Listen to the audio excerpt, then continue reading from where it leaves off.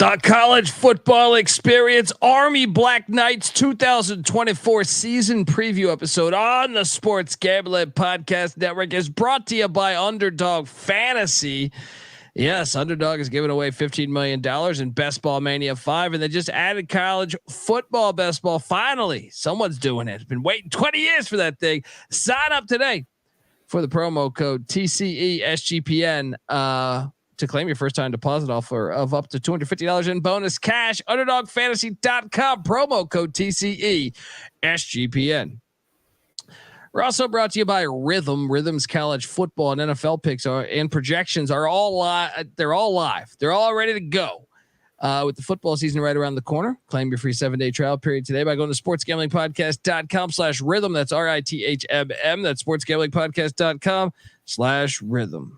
Hey, what's up, you degenerate gamblers? This is Bill Burr, and you're listening to SGPN. Let it ride, baby.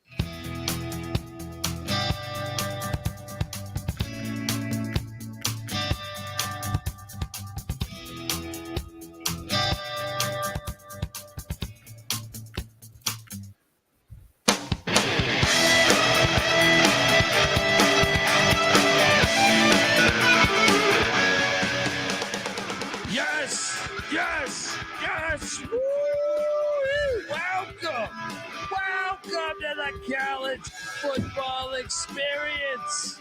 Army Black Knights 2024 season preview episode. If you know, I'll pick Dundee here. And I'll get to my introduction in a second. You're wondering, then and you're wondering why the hell you're up at 2 a.m. East Coast time.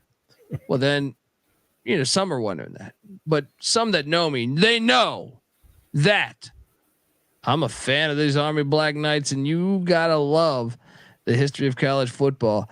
And Army, look, Jeff Monken, they're no longer independent. They're joining a conference, the AAC. What if they're going to join a conference? They should join the American Athletic Conference, because damn it, they represent it. Love Army football. And excited to talk about Jeff Monken and the Black Knights in year one. And now we have this 12-team playoff. So, hey, this is, we're going to talk a lot about that. If you're wondering just who the hell you're listening to, my name is Colby Swiggin, Database Dad, a.k.a. Pick Dundee. That's not a pick. This is a pick. He was raised in the land down under, where a man thinks on his feet, speaks with his fists, and lives by his wits. When Dundee happened, he was a superstar.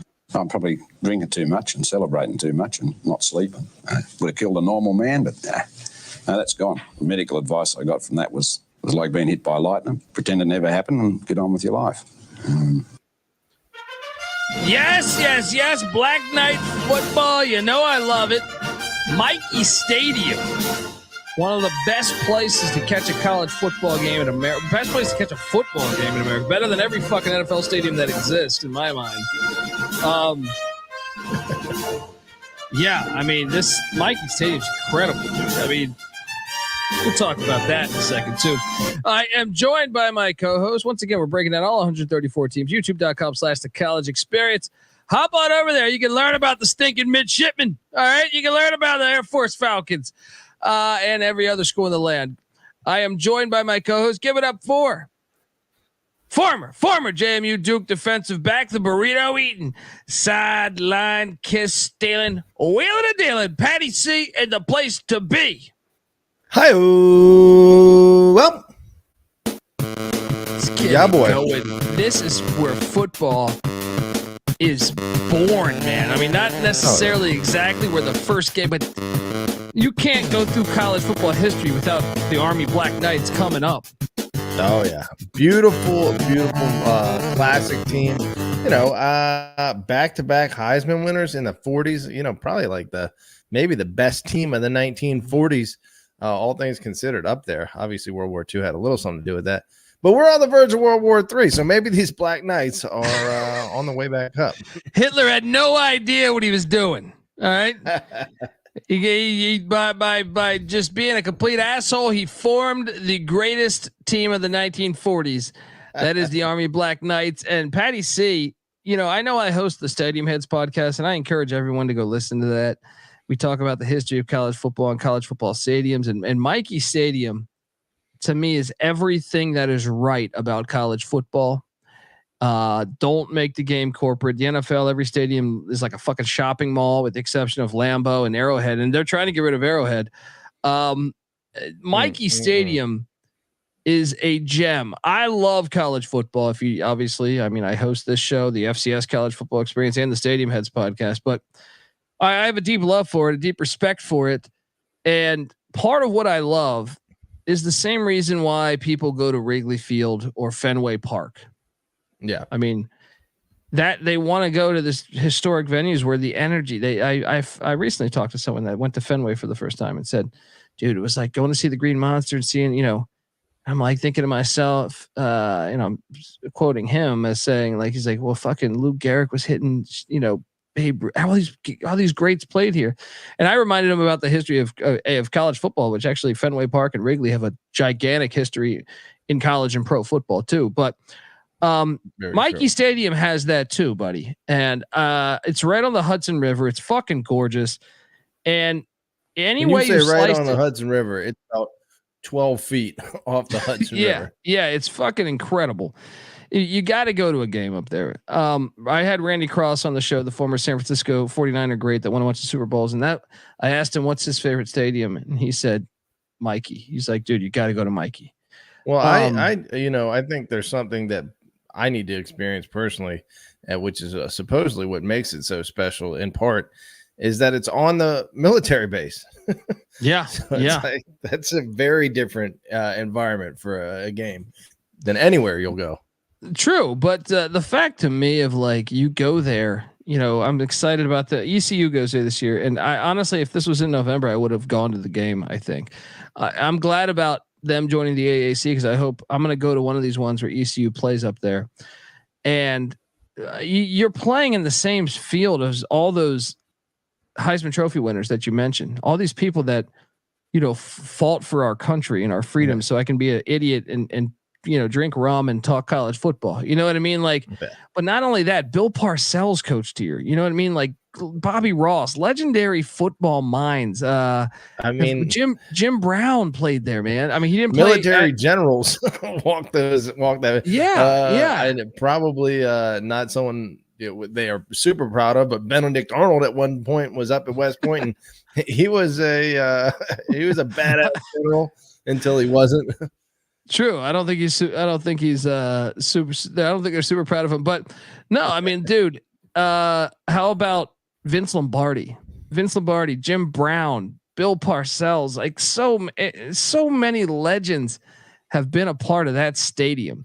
Like I said, Jim Brown obviously played. They played a bunch of road games there throughout his time at Syracuse, and I just think you can't get that in the NFL. When you go to an NFL game, unless you're at Lambeau, even Soldier, they didn't play that many. They played at Wrigley longer than they played at Soldier, but I love Soldier too. You only have about 2 spots that, and even Arrowhead was like 70s. So like you really don't have that in the NFL. And I just think it's such a cool thing that college football has that I don't think people bring up enough is that the history of these stadiums and how great it is. Anyway, as we slide into this, folks, we're going to talk about Jeff Monken and what, Army football is as they enter the AAC. Shout out to the Tennis Gambling Podcast and Scott Rochelle, hell of a good guy. 3 a.m. East Podcast, I can relate, he says. But look, I want to talk more about Jeff Monken and what it means to join a conference. They've been independent for a while. But before I do that, I do want to tell the folks out there that the College Football Experience is part of the Sports Gambling Podcast Network, and we're brought to you by the Sports Gambling Podcast. They just launched their 32-team NFL preview series. And as a bonus, each team preview will include a code word. Submit the 32 code word phrase, and you could be the lucky winner who gets a $500 NFL Circa future bet. Subscribe wherever you get your podcast and the SGPN app. Very anti the new NFL kickoff, Patty C. I really, please don't ever do that at Michie Stadium. Understatement. Please don't ever do that at Michie Stadium. I don't want to be offended. Don't disgrace the game in one of its hallowed cathedrals. Yeah, college football started the sport of football. You don't have to follow the fucking NFL. They followed you. All right, they followed you. Don't ever forget that. All right. Yeah. We're full 50 years ahead of the NFL. Yeah. Jeff Monken, Army football. Where you at with Jeff Monken, Patty C? I think he's a phenomenal coach. Obviously, his cousin is Todd Monken, the Ravens offense coordinator, and most recently won a national championship as an offense coordinator of the Georgia Bulldogs. You know, Jeff Monken played at Millikan College with Jeff Query at wideout. They were both wideouts in the awesome. 1980s. Shout out to Tecmo Super Bowl and Green Bay Packer legend Jeff Query. But this guy, Jeff Monken, is 106-71 in 14 years as a head coach. He's 70-55 in 10 years at Army. He's got 4 seasons at Army with 9 wins or more. He coached under Larry Marmie, Paul Johnson, and Bob Wagner. I mean, then this year's OC is Cody Worley. The DC's Nate Woody. But man, I am sold on Jeff Monken being just an incredible coach. I know you. I almost hope he stays there for life because with them, and I like them joining a conference. I don't know about you. Like, part of me loves them independent. Part of me likes them in the American. I don't know. Where are you at with that? I'm fine with it either way. I think that in the American, obviously, it gives them a chance to get into the college football playoffs. So I like that more. Obviously, they're not part of the quote group of 5 as an independent. So I think that was a good step and good timing there. But as an independent, it gave them the freedom to do what they wanted. But ultimately, I think they found themselves a conference with, an equal level of competition and some teams with some regional flavor and some historic flavor. Obviously, Navy being, the main one there. So I think they did a good job. Plus, like you said, the name fits. American. Yeah, the name fits and everything. And I also think like having some of these, as much as I like in a way the independents, especially for Army, it also was like they've went 6-6 in back-to-back years because Tennessee paid $1.5 million to not play them. All right, it just means more in the SEC. It means more to give a group of 5 $1.5 million to not play. But they had to schedule 2 FCS opponents. Yeah, exactly. But they've had to schedule 2 FCS opponents each years here, and because you're quickly by you doing that. See, when you're in a conference, you have stability from a scheduling standpoint. You only got to fill 3 games, or 4 games, depending on your conference setup. In the AAC right now, it is 4, but meaning you have 8 conference games. You have 4 out of the conference schedule, but that's why I think that matters. And I think with the 12-team playoff, before you would say, well, if you're trying to make a run at it, it might pay off to be independent. Now with the 12-team model, I think you can see the path a little more, and that's why Jeff Monken, a guy like I said, 4 9-win seasons, a couple double-digit win seasons there. 4 9 or more win seasons at Army. I think there's a lot of potential here, Patty C. Yeah, I mean Jeff Monken, highest finish, and one of only 2 top 25 finishes since the 50s, 1958, when they finished number 3 in the AP postseason rankings. But he had him up at number 19 in the 2018 final rankings.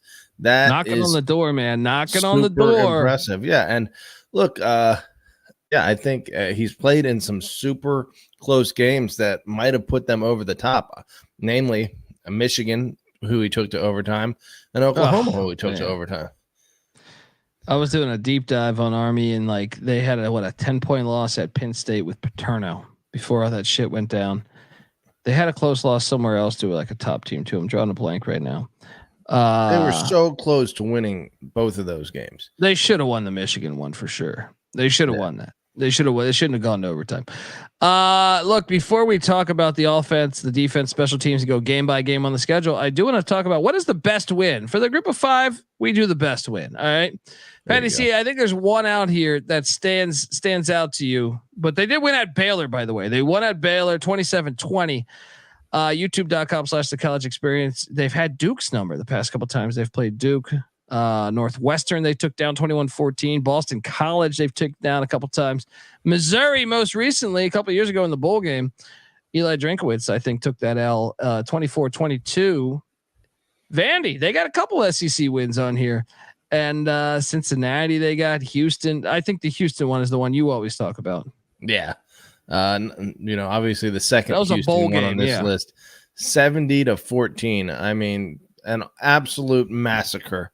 Like 70 points from a triple option offense hurts like 10 times more than a 70 points from any other offense. Like that just means you're getting completely obliterated at the point of contact. Well, I don't get Sorry, Lou Holtz had something to say about that. Yeah. I mean, 70 points in a bowl game against Houston, fantastic. I mean, look, I think that answers it right there. That answers it right there. Yep. Folks, before we get to the next part of this, the next segment here, which we talk about the Army Black Knights offense, I want to tell you that the college football experience, Black Knight Style, is brought to you by Underdog Fantasy. Underdog Fantasy just launched Underdog Streaks. If you hit your first 2 pick'em entries, then you go streaking. If you can get on an 11-0 run too, you will win 1,000 times the amount of money you enter. Plus, Best Ball Mania is live with $15 million in prizes. You can now use specials and boost on all flex entries as well. So sign up. And when you do, sign up with the promo code TCESGPN to claim your special pick plus first time deposit offer up to $250 in bonus cash. Yes, they do have college football. Yes, they do have college basketball. They got college football best ball. I mean, how great is that? UnderdogFantasy.com, promo code TCESGPN. We're also brought to you by Game Time. Game Time is now an authorized ticket marketplace of the MLB, which makes getting tickets even faster and easier. Prices on the Game Time app actually go down the closer it gets to first pitch. With killer last minute deals, all-in prices, views from your seat, and their lowest price guarantee. Game Time takes the guesswork out of buying MLB tickets or, college football. If you want to go to Mikey Stadium, you got to use Game Time. Hop on over there. Take the guesswork out of buying the tickets with Game Time. Download the Game Time app, create an account, use the redeeming code CFBX for $20 off your first purchase. Once again, terms apply. Create that account, redeeming code CFBX for $20 off. Download the Game Time app today. Last minute tickets, lowest price guaranteed. All right, we are back talking Black Knight football. And Patty C, a year ago, they got cute. It's like when I was hanging out with Troy Calhoun over the past couple of years, but 2 years ago specifically, and I asked about these NCAA rule changes. He was not fond of this bullshit rule changes regarding the blocking schemes. He thought if anything, it made the game more dangerous. Yeah, what was that? That was no chop blocks on the outside the tackles, essentially. Yeah, and I actually followed up with him again about a month ago. I talked to him, and he still said the same thing. He's like, well, he said they didn't call it much last year, which he's grateful for, but he said by having the rule in place, it still encourages shots to the head that make the game much more unsafe. And he said he would like for them to make sure that rule is not in the book, because the fact that they still can throw the penalty, even though they didn't call it that much. But the fact they didn't call it that much, I think. So last year, Army tried to switch it up. They tried to throw the ball a lot more. And actually, if you look at the season, I find this quite hilarious. And I know we did a deep dive on this last season, but if you go year by year and look at the seasons essentially the games on the schedule for Army, there was a turning point last season as when they started to say, you know what, maybe we shouldn't throw the ball as much. You know what I mean? Like, you go back, and I think it was this game, and I'd have to go back and listen to our episodes last year or dive into the stat sheet. I'm looking at Bryson Daly's game log from last year, and I can rattle off his attempts. It went 11, 11, 17, 21, and then 13. And then that must have been when they said, because it went down to 4. They popped back up to 13 against UMass, and they were 23% completion percentage. And then it kind of petered off 9, 6, 1. But then again, against Navy, they started throwing the ball again, 14 passes. Typically, they might have figured that what could have been their edge in that game, because they passed so much all year. They passed much more than a normal Army team, and maybe that would be their edge in that specific matchup. Yeah, and Navy probably has the triple option diagnosed better than most teams, obviously. So they may have been forced to resort to the pass there a little bit. But if you look at what they did once they made up their mind on that, they beat a really good Air Force team in Mile High, 23-3. Beat a Holy Cross team that played in the FCS playoffs, 17-14. Beat Coastal Carolina 28-21. That was a decent Coastal Carolina team there with Grayson McCall and Tim Brooks and everything. But and then beating Navy in the rivalry game. They actually scored some good wins. Those 4 opponents I value. I value Holy Cross as better than a lot of FBS teams a season ago. That's why Bob Chesney got hired at JMU. Also, earlier in the year, they won at UTSA, which is a great win too. So they definitely, I don't know how they lost to ULM, but they did. And the other losses, there's no shame in. Syracuse was a bold team. Boston College was a bold team. Troy was a bold team. That was a close one against Boston College too. Yeah, LSU was obviously LSU, but actually there's shame in one. The UMass one. UMass got him. Don Brown got him. But all in all, I like how they learned that, hey, we're going to try this foo-foo passing bullshit. And then they realize, you know what, this isn't working. And Drew Thatcher, it just didn't work out for Drew Thatcher, the OC. They replaced him this year, going to their Worley, their quarterbacks coach over the past 4 or 5 years. And Nate Woody staying on as the DC. And Jeff Monken has made it known in the offseason they are going back to the full triple attack, and I am fucking excited because that means things are going right in the world. All right. Yeah. More teams should run the triple. It's pathetic that we only have the service academies doing it for the most part. Kennesaw kind of doing some stuff.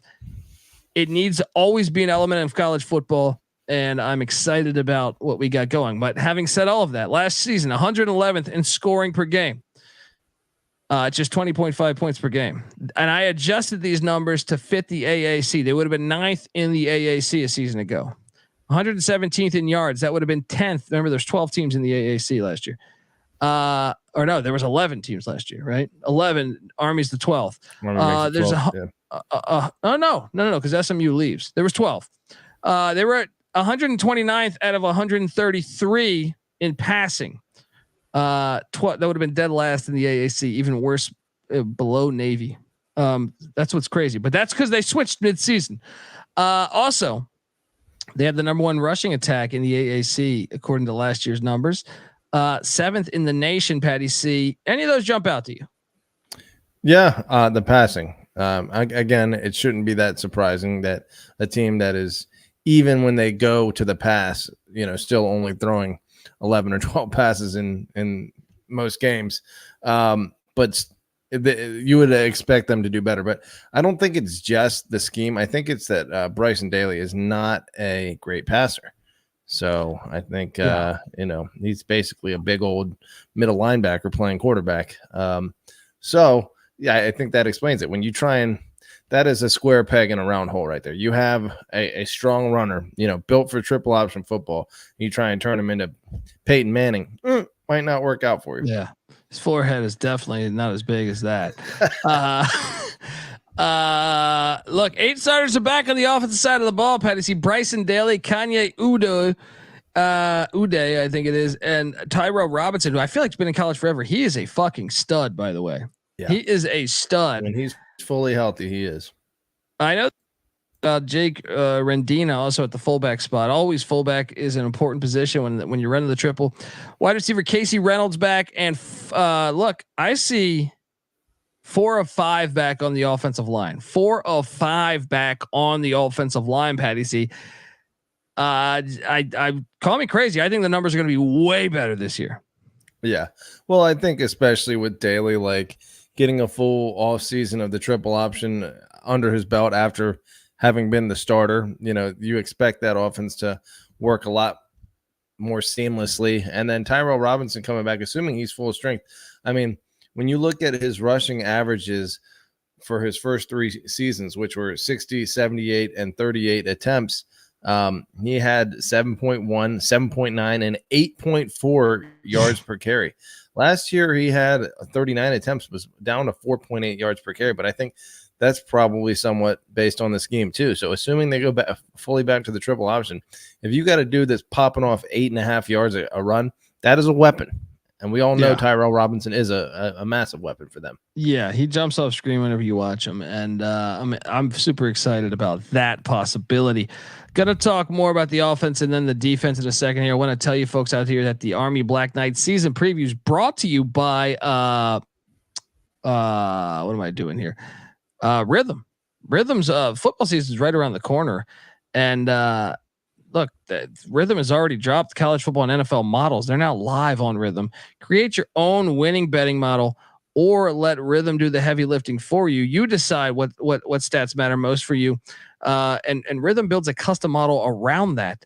Or just let Rhythm and its predictive models do the heavy lifting. Rhythm uses AI projections from MIT data scientists and quants.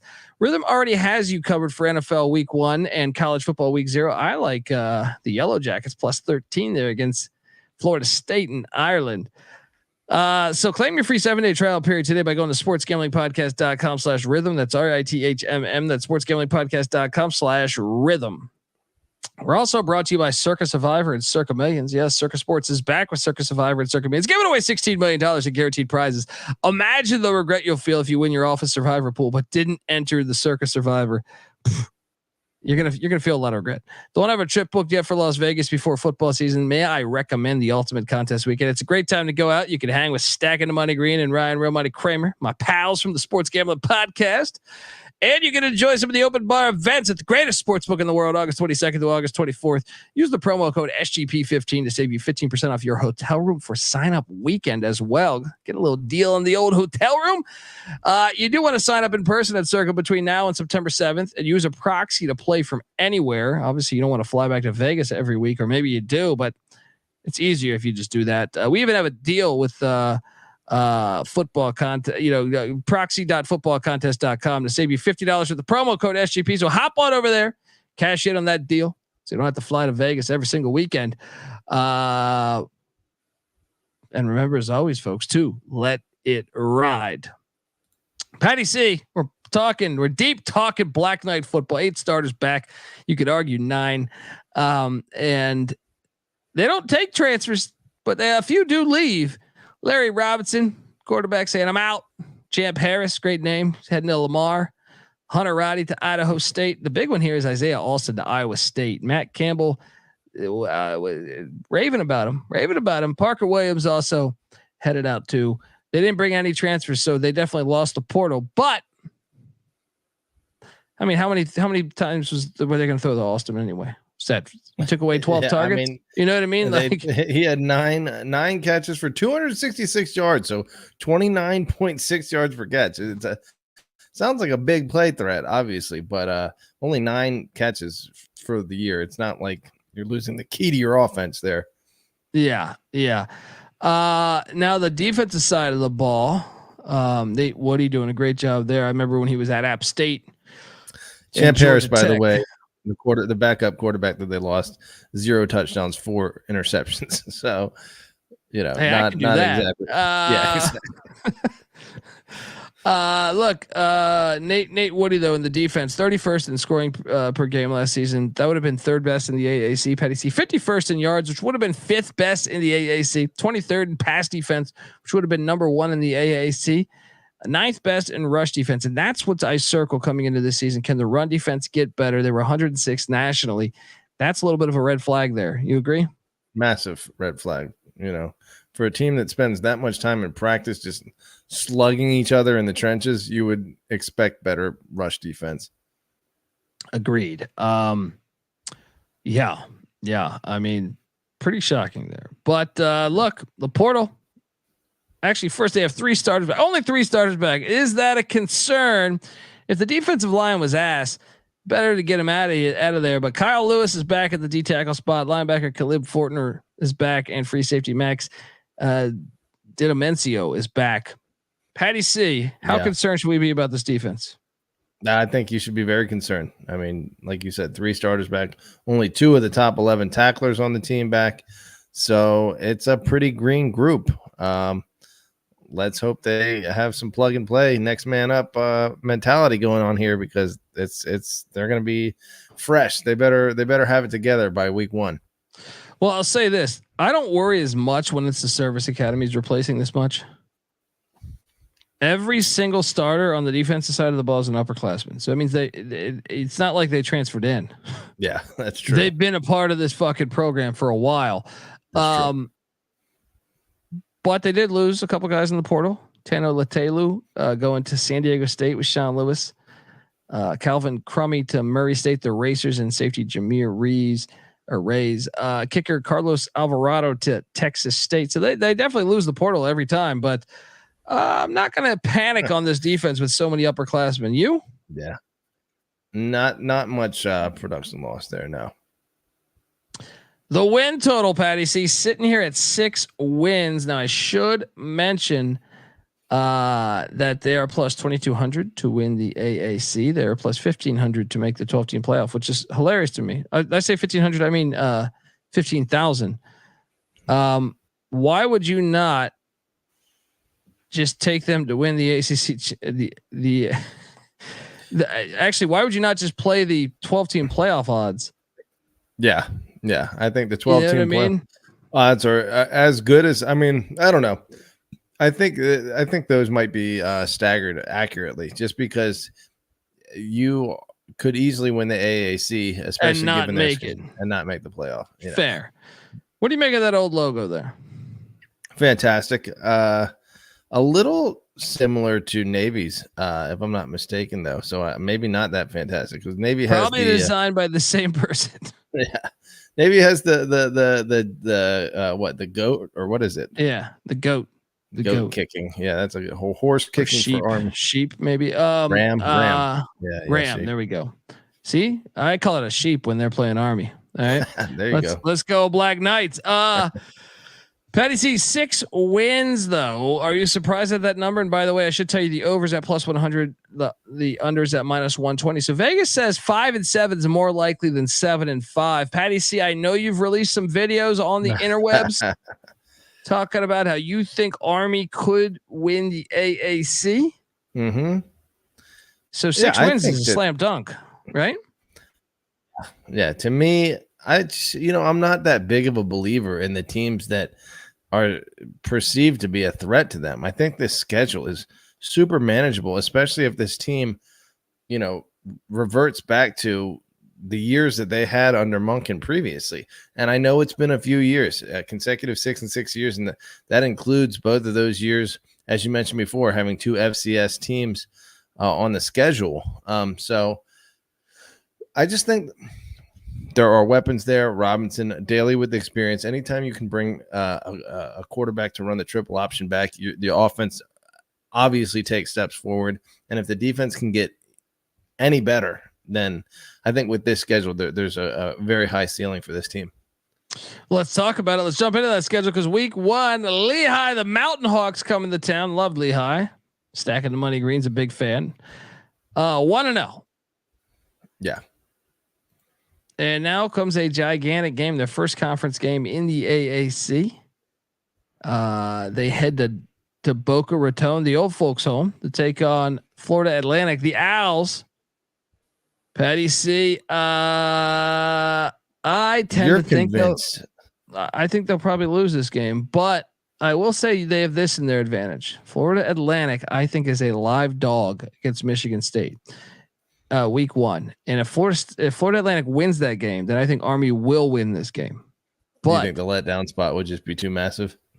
I do. I think they party a little bit, and then you just let down a little bit. It's human nature.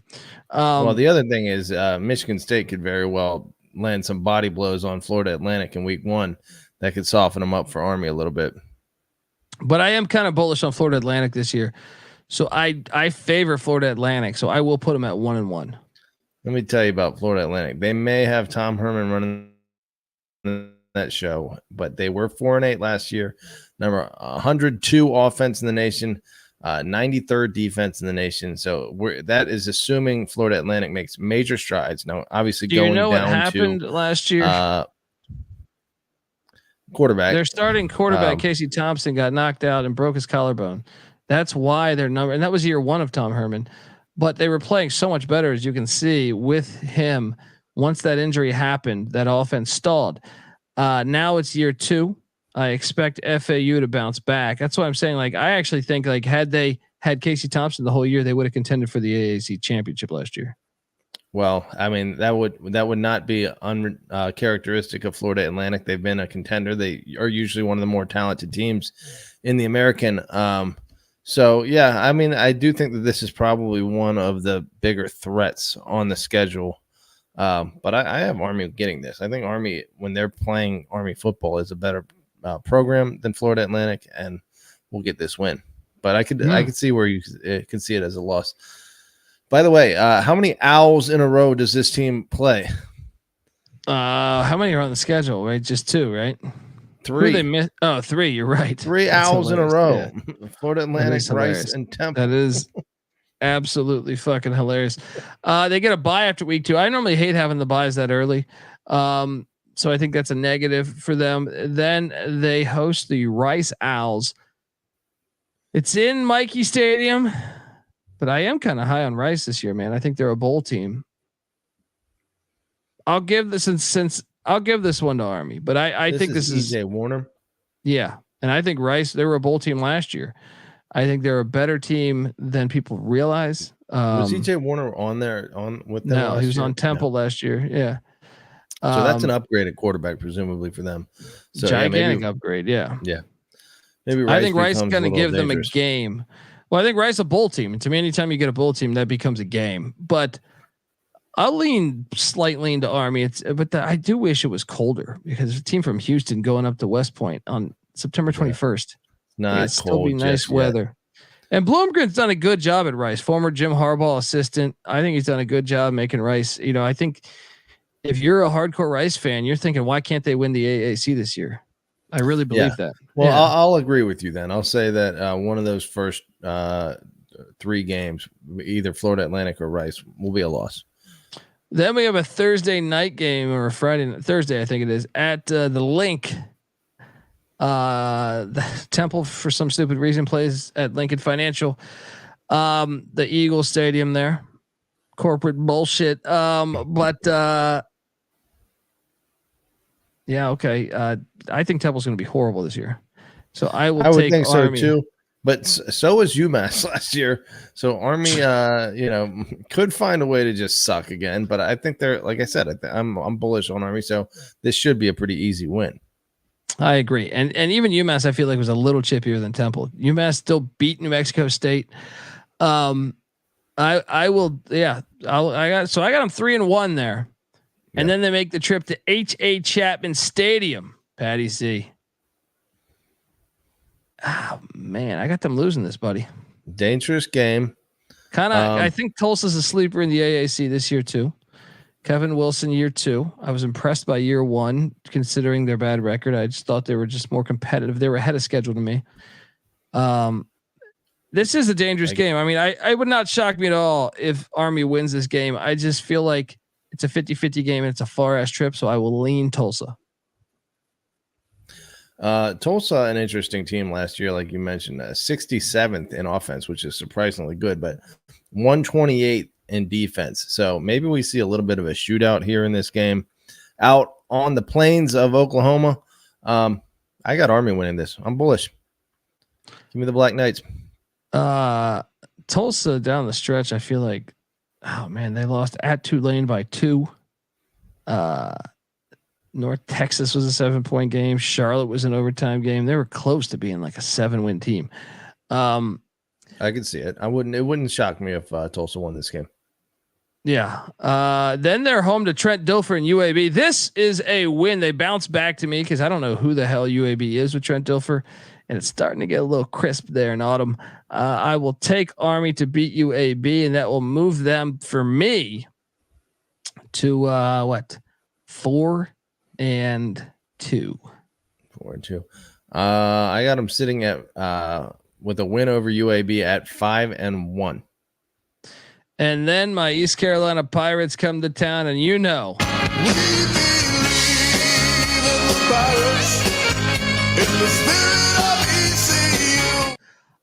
Mike Houston ran the triple at the Citadel for a long time. So if there's anyone that knows how to stop it, it's Mike Houston. And we should have beat Navy last year if we made one of our 30 field goals. And the year before, I think we did win at Navy. So I feel if anybody is ready for, Army coming into the AAC, it would be ECU. ECU goes up to Mikey Stadium and gets it done. I think ECU is probably, like you said, just based on talent. Last year 2-10, but I think that is not at all the team that Mike Houston normally fields. I think this year will be closer to what we're used to seeing with ECU, and it will be a challenge even at Mikey Stadium for Army. In a vacuum, I would take Army to beat ECU in a really close game at Mikey at this point in the season, but certainly at Temple, at Tulsa, hosting UAB and hosting ECU, there's probably another loss in there. So I have them at 6-2. You have them at 5-3. I have them losing to ECU, Tulsa, and Florida Atlantic. Yes. So you have 4-3. Or 4-3. There's 5 games left. And I have them at 5-2.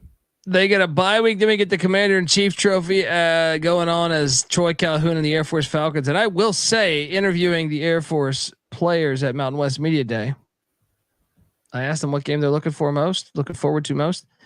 They feel like last season, that Army game was disrespecting. Just disrespectful. It left a bad taste in their mouth all season. However, it's at Mikey Stadium. Give me Army. Air Force is replacing a ton, so I feel like next year, give me Army to get it done. What are you doing here? Well, I'll tell you what. They should feel disrespected by Bryson Daly last year, who didn't go off through the air. Only 4 of 9, which is 44% for 40 yards, but rushing 36 rushes for 170 yards, easily his career high. So having a quarterback do that to you has got to be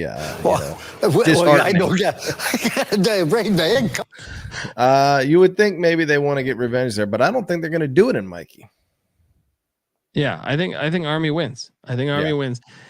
And that puts me at what? 1, 2, 3, 4, 5. All right, one away then, right? One away from, and they head to Denton, Texas, take on North Texas. You know how this plays out, Patty. These Texas teams don't know how to stop the option. They don't. Here's your 6 win right here. Isn't that good? Although they're a little better than I'm probably giving them credit for. So I don't know. It's maybe a dangerous game, but you got them getting the win here, huh? I do. You? I do as well. So that puts me at what? 7, right? 7-2. No, we're at 7-2 through 9. You have them at 6-3 through 9. Yes. Then Yankee Stadium to take on Notre Dame. Love a good college football game at Yankee Stadium or Fenway or Wrigley. They should lean into that more. I just wish it was in the postseason, not necessarily in the regular season. I wish this was at Mikey. Notre Dame will win this game. Patty. That would be cool. A Yankee Stadium playoff game. Notre Dame will probably win this game. Yes, although Army could keep it close, but Notre Dame is just that much better. So I got them 6-4. They are home to UTSA on November 30th. UTSA is not winning this game. It's going to be. They're a dome team down there in San Antonio. They're coming. It's going to be snowing. Mikey Stadium. I got a weather prediction for you. All right, we're picking wins. I'm picking weather. All right. Give me some snow. Mikey Stadium, right along the Hudson. UTSA is not going to know how to handle that. Army upsets them. It is a huge game. UTSA, one of the, I want to say preseason, maybe number 2, maybe number 3 in the polls for the American favorites. But I agree with you. I think Army is going to get this win, and that I got him last year in the Alamo Dome with Frank Harris. Oh no, Frank Harris missed that game, but still they got him. 9-2 for me for Army. Here's the thing. Not because you got to beat Navy. No. I have them at sorry. I have them 8-3 at this point with the win over UTSA. I have them at 7-4 right now. Yeah. And but then what's that? I have them going down to Navy and taking a loss in FedEx because when they go down to Maryland, I might be at this game, dude. Yeah.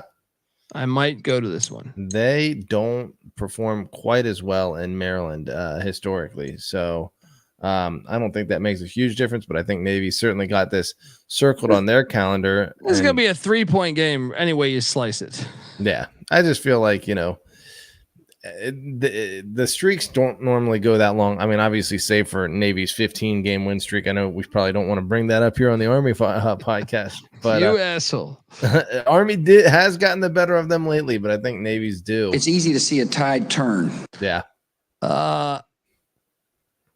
No, give me Army. I think Monken's Brian Newberry. I don't know about that Newberry hire. Give me Monken to get it done here. And I got him. So we have the same record then, 8 wins, right? 8-4. 8-4. Now, normally you would lock up an over that you know, 2 games higher than 6.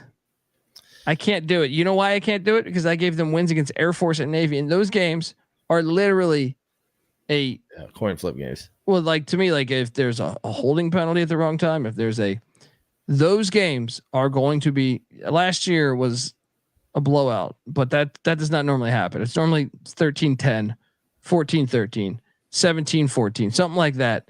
Yeah. And I feel like I still am going to take the over. I think he's going to get there, but I just can't lock it up. How about you? I can lock it up, and I'm going to lock it up. I think, very bullish. I think the ceiling, quite frankly, is like 10-2, 11-1. I think that's possible if they play great football, because all of these teams that they're playing against, we're just assuming are going to take steps forward. Now, this is me assuming Army is going to take the step forward. So, there's a lot of ifs at play there, but I do think Army is going to take a step forward. And if these other teams don't, then, Army's the better team than most of the teams on their schedule. Last year, they beat Air Force and Navy. They get Air Force and Navy this year, right? So the revenge is on those guys' side. However, they got 2 FCSs. They also got ULM, which is almost like a third FCS, and UMass, which is almost like a 4th FCS. I think this is a much harder schedule. I think like when I really look at this, okay, maybe I know last year what they got LSU, Boston College, and Syracuse. So they had 3 Power 5s, right? Yeah. You only have 1 on here in Notre Dame. So you could balance that with the fact that you don't have 2 FCSs, or like I said, I think you can make the case 4 FCSs. Although they lost to 2 of those, which is pathetic. These are the bowl teams. I think Florida Atlantic's a bowl team. I think Rice is a bowl team. I think Tulsa's a bowl team. I think ECU is a bowl team. I think Air Force is a bowl team. Notre Dame, obviously, I think is a playoff team. UTSA is a bowl team, and Navy potentially a bowl team. So it is a deeper schedule to me, but maybe not as top heavy, but not as bottom, dwelling as the last season's year's schedule. Yeah. So it makes for a very interesting season. Yeah. And I can understand based on that why 6-6 is the prediction here. Or 5-7, I guess, is what Vegas is predicting. I think if that's the case, if you can get what is it, 5.5, or is it no, it's flat 6. It's a flat 6. Flat 6. Okay. It leans towards the under. Under. Cannabis Capper in the chat said, would UMass make the FCS playoffs like year in and year out? Well, yeah, they won the FCS championship, in like 2003 or 4. That's what inspired the jump to the FBS. And we have the UMass preview coming soon, so check that out. But yeah, I mean, what's the ceiling here? The ceiling to me is like a 9-3 season. I think the ceiling is like 11-1. I think really? I think that, I mean, if you just look back a few years, Monken had them 10-3, 11-2 in 2017 and 2018, 9 wins in 2020 and 2021, 8 wins in 2016. So for a while there, with the exception of the 2019 season, there was a 6-season stretch where he didn't drop below 8 games. Like the 2 6-6 seasons that he's had back to back here, I think are a little uncharacteristically low of what Monken's done there. So I expect them to bounce back and be in the 8-win range most years from here on out, especially going back to the triple option. And then the fact that I think this is a special team and the schedule is manageable. I don't know if it's a special team, but I think it's a better team and the schedule is manageable. I think, we should at least expect them to get back to where we both have them, which is 8-4. But I can see them, if they're better than all of the teams on their schedule and they find a way to win all these games except for Notre Dame, then I think 11-1 is the absolute ceiling. But that would take everything balancing their way, So I think realistically, 9-3, 10-2, it would be a great season for them. Yeah, I'm looking back, and like 2020, they won 9 games, but they had, COVID struck and games got canceled. They had 3 FCSs that year.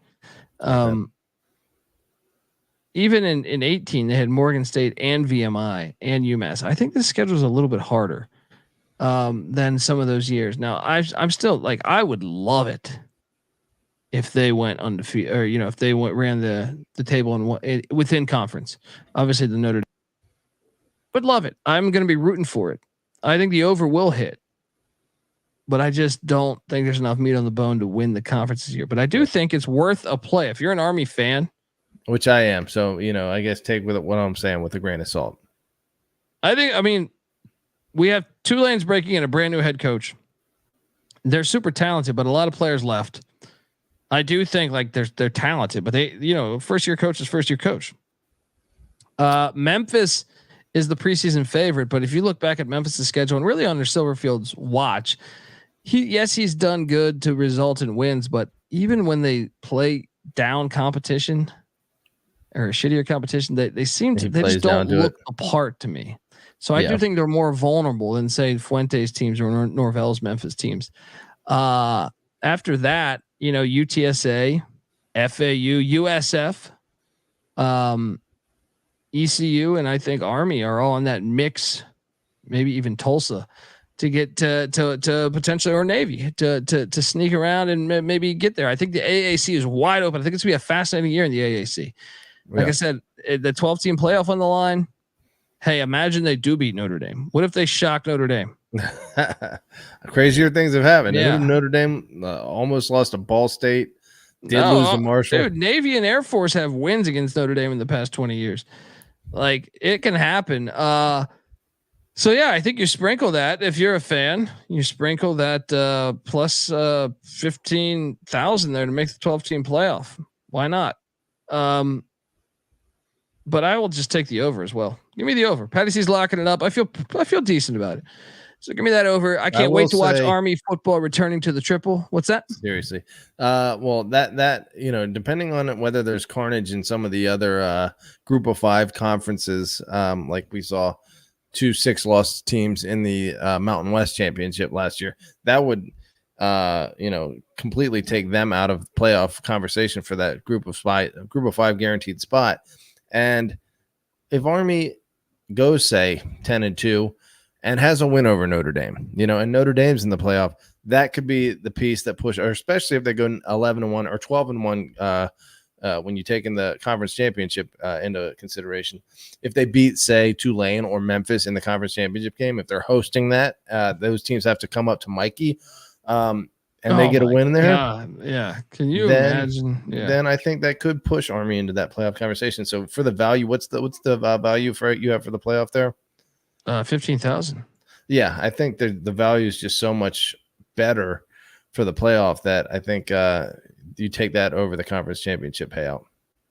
Can you imagine the AAC does this where you host the playoff or the conference championship game on campus? That would be absolutely fucking perfect. Hold on, if who did that?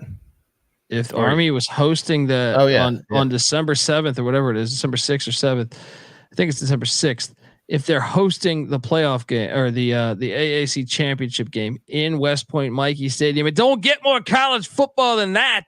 Yeah, and you know what? There's one more thing there that works in their favor as far as the playoff is. The selection committee is going to make their decision on December 8th, the day after conference championship games. And Navy traditionally has been a 50-50 game for Army. So if that game isn't being in consideration and say they do go like 10-1 and then win the conference championship, so they're sitting there at 11-1 with 1 game left, that game doesn't even matter, So it always matters though. It matters. Always matters. But it doesn't matter towards the playoffs. Fair. But I want an AAC championship game at Mikey Stadium. Give me ECU Army for the second time. I might go to if that's the case. Folks, give Patty C a follow on Twitter at Patty C831. I'm on Twitter at TheColbyD. We are the College Football Experience. Give them a follow on Twitter, or that account I'll follow on Twitter at TCE on SGPN. YouTube.com/the College Experience is where you want to be subscribed. Watching the show, we have a bunch of slides. You're seeing a bunch of shit here if you're listening to this on the audio side that you're not going to get. So get on over to YouTube.